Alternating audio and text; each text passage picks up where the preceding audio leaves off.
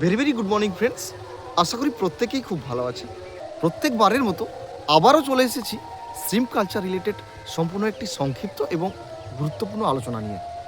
বিশেষ করে যে সমস্ত চাষি বন্ধু প্রতিনিয়ত আমার সঙ্গে কন্ট্যাক্ট করে থাকেন ভেনামি চিংড়ি চাষ সংক্রান্ত বিষয়ে জানতে, ওনাদের বক্তব্য হচ্ছে যে জল প্রস্তুতির সময় ওয়াটার স্যানিটাইজার হিসাবে বিকেসি ইউজ করব না লুমিনেশন ব্যাকটেরিয়া কন্ট্রোলার স্যানিটাইজার অ্যাপ্লাই করব। এক্ষেত্রে আপনার উদ্দেশ্যে আমি বলি যে ওয়াটার স্যানিটাইজার হিসাবে বিকেসিও কাজ করে থাকে, সেই সঙ্গে লুমিনেশন ব্যাকটেরিয়া কন্ট্রোলার মেডিসিনও স্যানিটাইজার হিসাবে কাজ করে থাকে।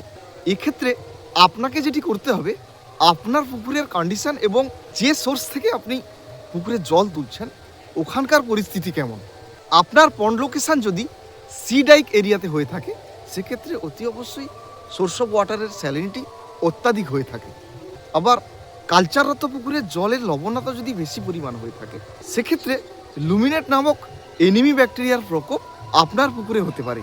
তাছাড়া বেশি স্যালিনিটি হওয়ার কারণে পুকুরে ফ্রেশ ওয়াটার অর্থাৎ মিষ্টি জল যোগ করে কালচার করতে হয়। আপনার সোর্স অফ ওয়াটারের যদি এমন পরিস্থিতি হয় সেক্ষেত্রে অবশ্যই লুমিনেট bacteria controller medicine water sanitizer হিসাবে অ্যাপ্লাই করবেন। আবার বেশ কিছু পন্ডে দেখা গেছে জল তোলার পরবর্তী সময়ে ঠিকঠাক ছিল, অথচ জলের প্রস্তুতি যখন চলছে সেক্ষেত্রে কি হচ্ছে, জলের কালার ঠিকমতো তৈরি হচ্ছে না।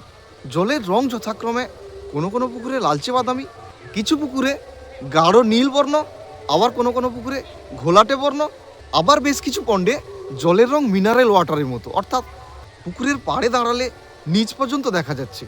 আপনার পুকুর কালচার করতে গিয়ে যদি এরকম সমস্যা দেখতে পান সেক্ষেত্রে অতি অবশ্যই ওয়াটার স্যানিটাইজার হিসাবে লুমিনেট ব্যাকটেরিয়া কন্ট্রোলার মেডিসিন অ্যাপ্লাই করবেন।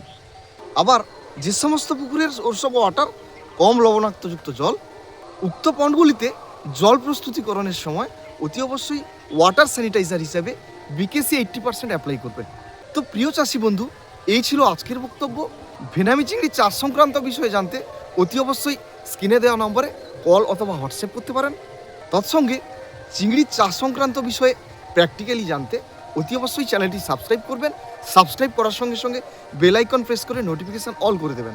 আজকের মতো এখানেই শেষ করছি। সবাই খুব ভালো থাকবেন। Thank you, all the best.